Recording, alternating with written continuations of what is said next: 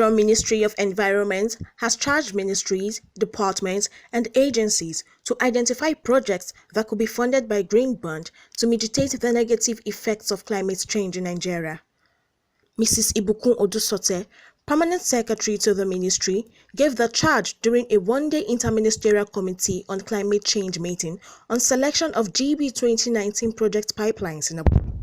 The Ministry and other MDAs met to deliberate on issuance of the third Green Bond and critical projects that will be funded by the Green Bond. Before we go for the third issuance, there's a need to bring together the stakeholders so that we'll identify the projects. We are looking at projects that are visible so that a regular Nigerian, just a normal person on the street, can observe that there's a change that has been impacted, that has been brought about by the issuance of this Green Bond, because it will fund projects, green projects only. And the moment that is done, we will feel the impact in the lives of the people in Nigeria. That's the purpose of our meeting.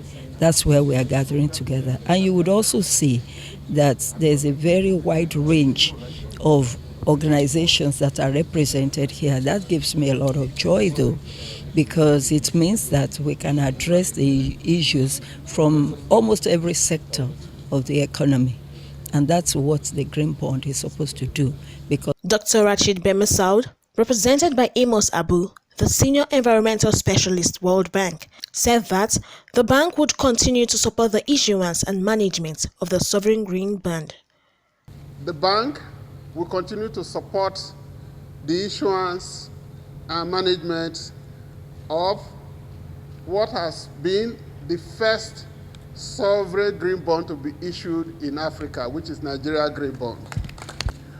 This, in our opinion, should draw on the lessons learned from the previous two. One of the lessons learned is starting early. We need to start very, very early and also make it as participatory and collaborative as much as we can. I really want to urge the Green Bond Secretariat in particular to ensuring that these reports that are evidence-based, that are verifiable, are made available, both online and otherwise, to our esteemed investors. The Debt Management Office is responsible for the borrowing of the sovereign. Once it is for the sovereign, whether external or domestic, we do.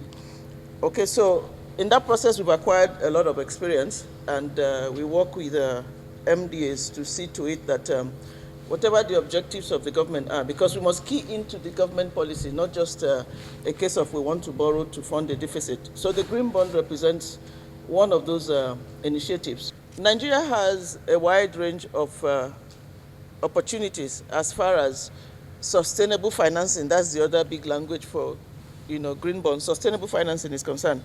I'm aware that we have sun, we have wind, and we have forests, and then we have deserts. I think there's a lot we can do with that. So let's, begin to focus more and make an impact. Also speaking at the event, Mr. Peter Tafa, the Director, Climate Change Department of the Ministry, commended the World Bank, DMO, and other relevant stakeholders for assisting Nigeria to understand the need to move to low-carbon country.